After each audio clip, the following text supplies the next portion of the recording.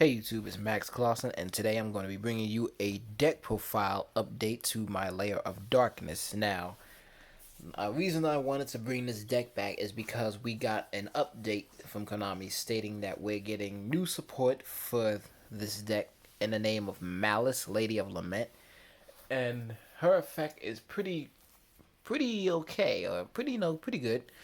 She lets you tribute two monsters, then set one of your banished or in the graveyard normal trap cards, and then it gets set back to the bottom of the deck, pretty much like Deshudo does when you use him. But since she's not here, decided to just play the deck again, get reacclimated with the combos, plays, all that sort of stuff, and try to find a build that I like to go into the Master Rule 5 format. So I'm going to show you the main extra inside, as I always do, and then we'll get right into it. So first off, starting with two Darkest Diabolos. This is your boss monster of the deck, and his effects read as such. Your opponent can't tribute or target this card with effects, period. So you can't kaiju him, and you can't target him with any like card destruction effects or targeting to bounce, gain anything whatsoever have you. So he's your big dad of the game. His other effect is that if a dark monster is tributed while he's in your hand or in the graveyard, you can special summon him straight to the field. And thirdly, his effect that you can activate once per turn. You can tribute one dark monster and then select one card from your opponent's hand, and they choose whether they'll put it on the top or bottom of their deck. Which is really bummer, because it would have been better if we can choose where it goes, but guess you can't have everything. He's already untargetable, you can't kaiju him, so there had to be some kind of restriction on him, I guess. Next up, we have 3 Arima. Also, sorry for any sniffles, I am just a little bit sick. We have 3 Arima. He's your terraforming of the deck, and his field effect is that you can tribute one dark monster.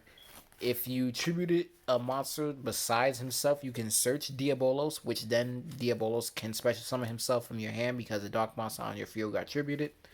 Or if you tribute himself or just any other monster, you can just draw a card if you choose not to activate the search effect. Next, we have 3 Lilith, Lady of Lament.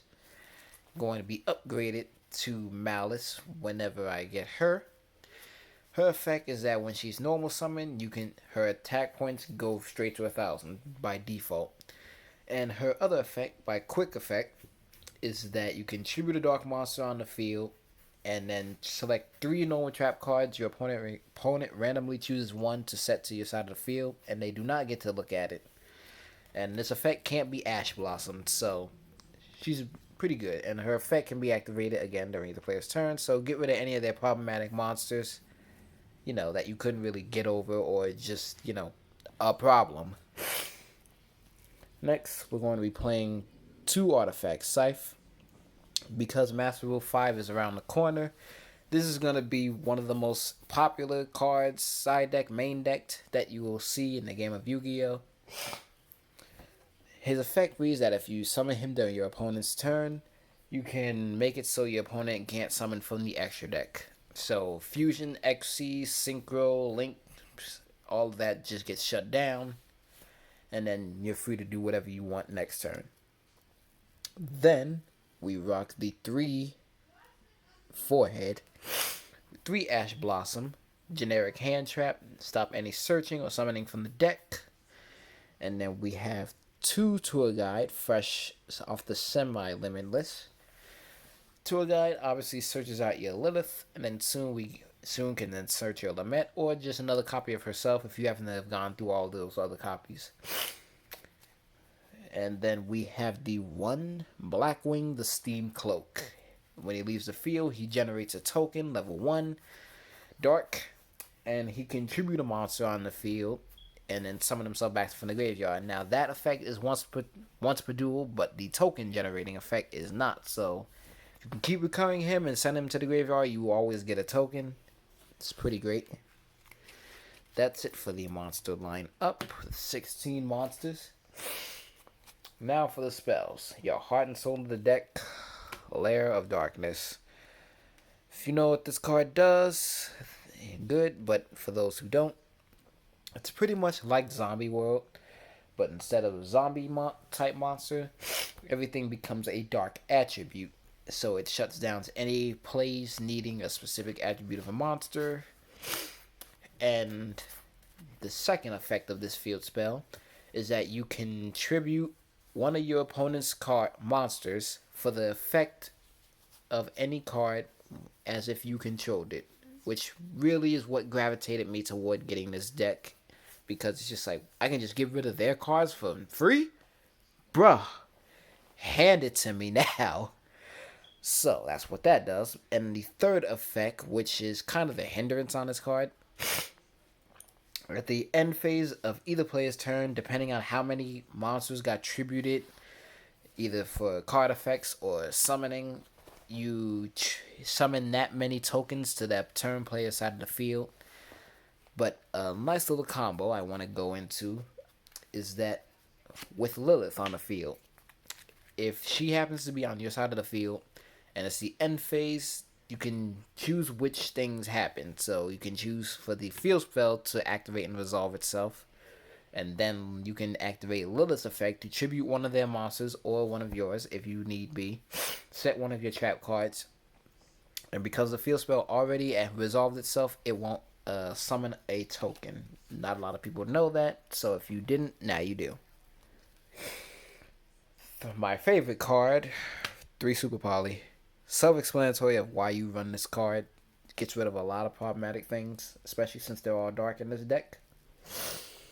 3 Called by the Grave, 1 Terraforming, 1 Foolish, and 1 Monster Reborn to round up the spell cards. Now for the traps, pretty powerful lineup. Since we have Scythe, we gotta run the 3 Artifact Sanctum.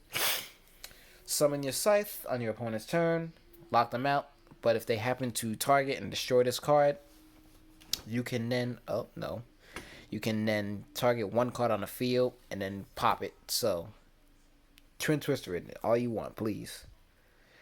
Next, we run back to the front to help incorporate more Scythe plays or any of your other monsters that you want back, like Diabolos or Lilith. 3 Compulse, 2 Heavy Storm Duster, and then 1 Metaverse. I like to search this out or have this in my hand because this will be a nice ash bait if they want to use it or not, but you know, it's there. Just another terraforming. That's it for the deck. That is 40 cards altogether, nice and clean.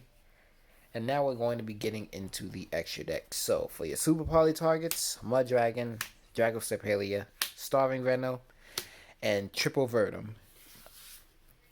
Quick and simple. Next synchros that you can go into is Dark Strike Fighter and Beals, because the tuner, the token from Black of Steam is level 1. So, you know, there are times you can make this, and you can make this almost pretty easy with this entire deck. 1 Raid Raptor Ulti Falcon, you'll see why you run that. Link Spider, Beat Cop, Wee Witch, Phoenix, Unicorn, Decode Talker, and Bull Sword Dragon. Oh my god, the glare. And now we go into the extra deck. This extra deck I'm pretty proud of. It's a nice little spice in here. For one, we're going to be running the 3 Dark Ruler No More. This was Nibiru at one point, but I decided, you know what? Even though I can use Nibiru, there are times when they will go in a game too. They'll side Prohibition or have some other way of, like, you know, Monster Effect Negator just negates Nibiru. So, you know, just run this. You can't stop this unless you're Red Dragon Abyss, which is not very often. So this helps the battle. No battle damage doesn't matter because more than often you're going to be tributing off this stuff. And another card that I do like, which is the Spice, Enemy Controller. 2 for 1 this card is. Tribute one of their monsters, take control of the other, or, you know, just use it for defense. 3 Eradicator Epidemic. this would be a main deck back when we first got this structure deck, but I figure it's better to have as a side deck card. Sided in for games like focus heavily on spells or traps. We run three evenly match for obvious reasons. And then for the extra deck, just to say whatever, 3 Waking the Dragons. Well, that is pretty much it for this deck profile. I hope all of you enjoyed it. As I said, this deck can be fun, but it can also just, takes a while to get off the ground, but when it does, it gets going. If you have any other ideas on how to make this deck a little more competitive, one I already know of that you can run Pot of Extravagance, but your boy ain't got the money to just drop $300 on a playset of damn cards, so no thank you. Pretty fine with the way the deck is right now, but obviously if you have Pot of Extravagance, play it in here, find the space for it. But as always, that'll be the deck profile. If you guys enjoyed, hit that like button, and if you want to see more from me, subscribe. And if you want to help me out, I do have a Patreon, which will be in the description. And follow me on any other forms of social media. You can talk to me anytime you want to. Yeah, that's pretty much it, and I'll see you all in the next one.